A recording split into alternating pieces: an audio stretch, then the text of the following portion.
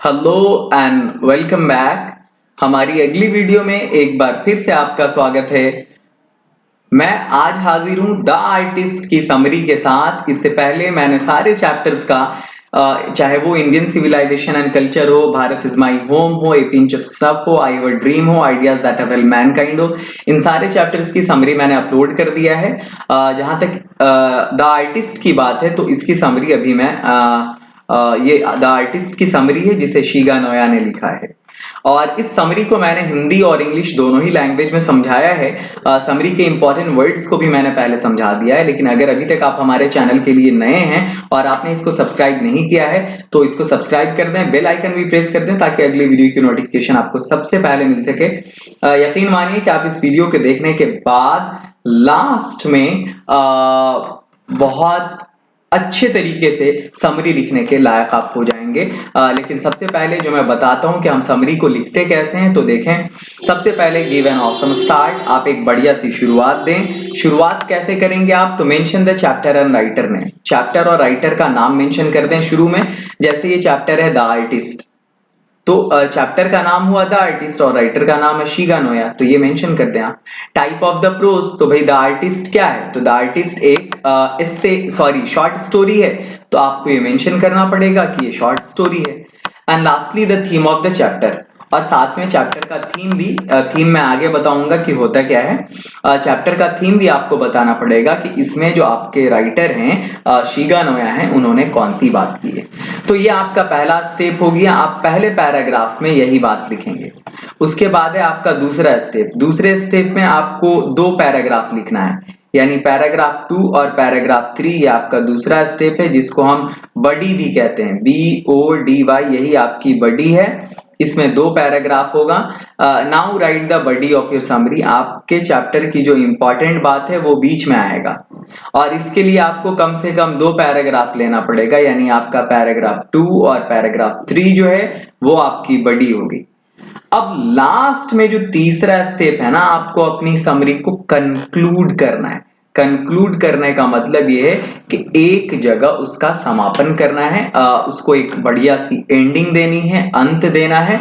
अब कैसे हम अच्छा सा एंड देंगे, अच्छा इसमें भी एक ही पैराग्राफ रहेगा, तो ये पैराग्राफ 1, ये पैराग्राफ 2, ये पैराग्राफ 3 और ये पैराग्राफ 4, 4 पैराग्राफ में आपकी समरी खत्म हो जाएगी।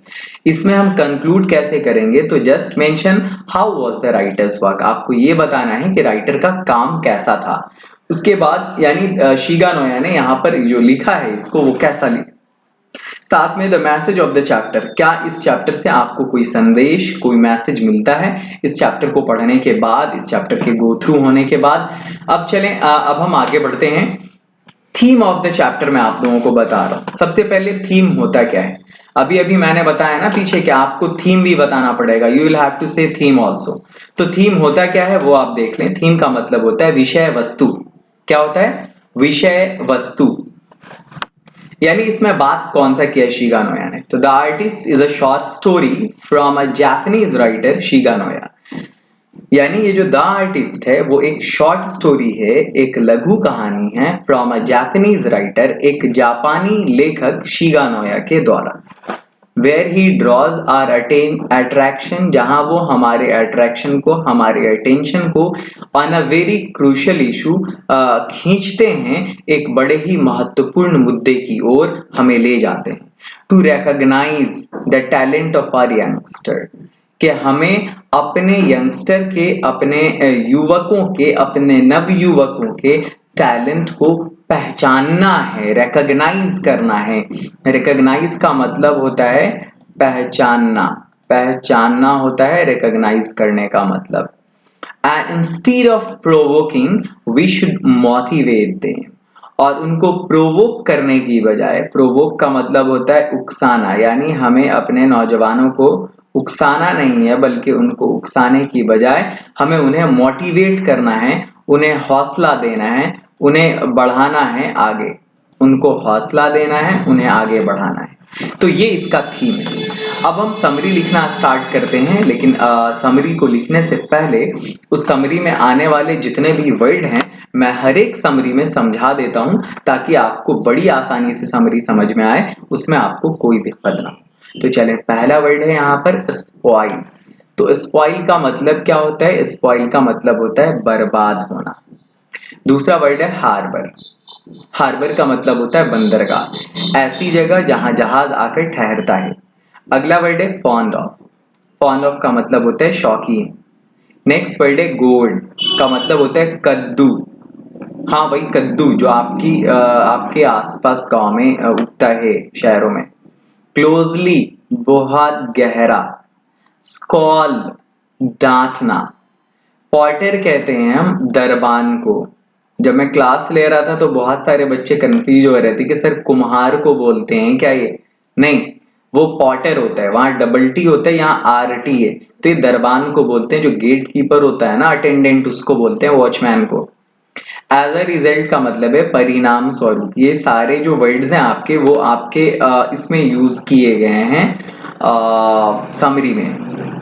स्मैश कहते हैं हम कचूमर निकाल देना, और वेस्ट कहते हैं हम बर्बाद होना को। ये सारे वर्ड्स हैं आपके, ये उसकी मीनिंग है।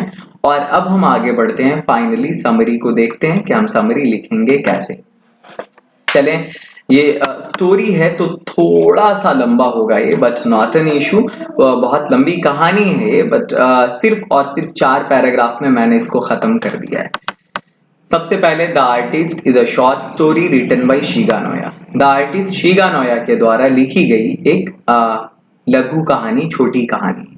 इन दिस स्टोरी, इस कहानी में, ही हैज फोकस्ड, उन्होंने फोकस किया है, केंद्रित किया है, ध्यान को बताया है, that how is the talent of a youngster spoiled, कि किस तरह से एक जवान बच्चे का, एक नौजवान बच्चे का जो टैलेंट है वो बर्बाद हो जाता है। अब उस लड़के का नाम क्या है? तो सेबी नाम है उस लड़के का, जिसके टैलेंट की बात हो रही, जिसका टैलेंट बर्बाद, स्पॉइल हो जाता है। Seibei is a 12 years old Japanese boy who lives in a harbour town. Seibei 12 साल का एक जापानी लड़का है जो एक बंदरगाह वाले शहर में रहता है। He reads in a primary school, वो प्राइमरी प्राथमिक विद्यालय में पढ़ता है। He is fond of collecting gourds, वो कद्दुओं को इकट्ठा करने का शौकीन है। He experiences new technique on gourds every day, और वो हर दिन जो है कद्दुओं पर नए नए तकनीक का इस्तेमाल करता है। वन डे, एक दिन, ही बाइज द स्पेशल गोड इन 10 cents, वो एक स्पेशल कद्दू 10 सेंट में खरीदता है। And he so closely connected to it, और वो इससे इतना क्लोजली जुड़ जाता है, that even he takes it to school, के यहाँ तक कि वो उसको स्कूल ले जाता है। But he is caught a day, लेकिन एक दिन वो पकड़ा जाता है, बाय अ मोरल टीचर, नैतिक शिक्षा पढ़ाने वाले शिक्षक के द्वारा, वाइल पॉलिशिंग द गोड इन द क्लास, क्लास में उस कद्दू को पॉलिश करते हुए।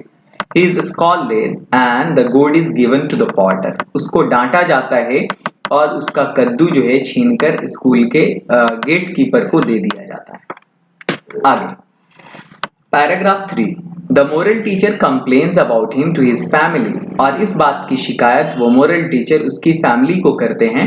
एंड एज अ रिजल्ट, परिणाम स्वरूप, हिज फादर बीट्स हिम, उसके फादर उसकी बहुत धुलाई करते हैं। And smashes his collection of gourds, और उसके कद्दुओं के कलेक्शन को का कचूमर निकाल देते हैं, मार के तोड़ देते हैं पूरे को।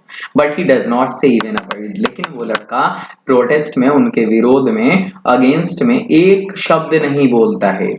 एट द अदर एंड, और दूसरी ओर, दैट स्पेशल गोड, वही कद्दू जो खास जो छीना गया था, इज फाइनली सोल्ड इन 600 येन, ये जापानी करेंसी है, 600 येन में वो बिक जाता है, जबकि वो कद्दू खरीदा गया था केवल 10 सेन में। यानी इंडिया के कॉन्टेक्स्ट में अगर बात करें तो 10 पैसे में खरीदा गया कद्दू 600 रुपये में बिकता है। जापान में 10 सेन में खरीदा गया कद्दू 600 येन में बिकता है। लाइक दिस, और इसी तरह से, एन आर्ट इज वेस्टेड, एक कला जो है वो बर्बाद हो जाती है। फाइनली, अंततः, it's an awesome presentation of Shiga Noah, ये शिगा नोया के द्वारा एक बड़ा शानदार प्रेजेंटेशन है, वेरी ब्यूटीफुली शोज, जहां वो बड़ी सुंदरता के साथ दिखाते हैं, that how is a talent wasted by the family and the mentor, कि किस तरह से एक टैलेंट जो है बर्बाद हो जाता है परिवार और उसके मार्गदर्शक के द्वारा, उसके शिक्षक के द्वारा।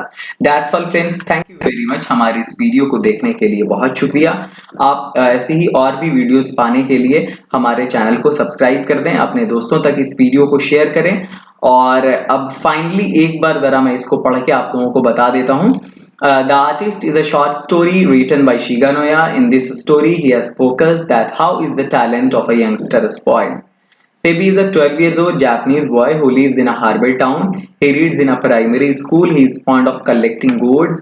He experiences new techniques on gourd every day. One day he buys a special gourd in 10 cents and he is so closely connected to it that even he takes it to school. But he is caught a day by a moral teacher while polishing the gourd in the class.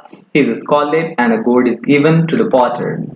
The moral teacher complains about him to his family, and as a result, his father beats him and smashes his collection of gourds. But he does not say even a word. At the other hand, that special gourd is finally sold in 600 yen. Like this, an art is wasted.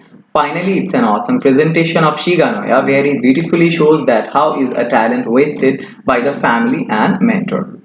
आपकी video यहीं पर समाप्त होती है और आप यकीन करें कि एग्जाम में आप बहुत सुंदरता के साथ लिखेंगे, आपको इसमें पूरा ही मार्क्स आने वाला है। That's all, have a nice day और हमारी वीडियोस को ज़्यादा से ज़्यादा शेयर करें, अपने दोस्तों को इस चैनल के बारे में बताएं।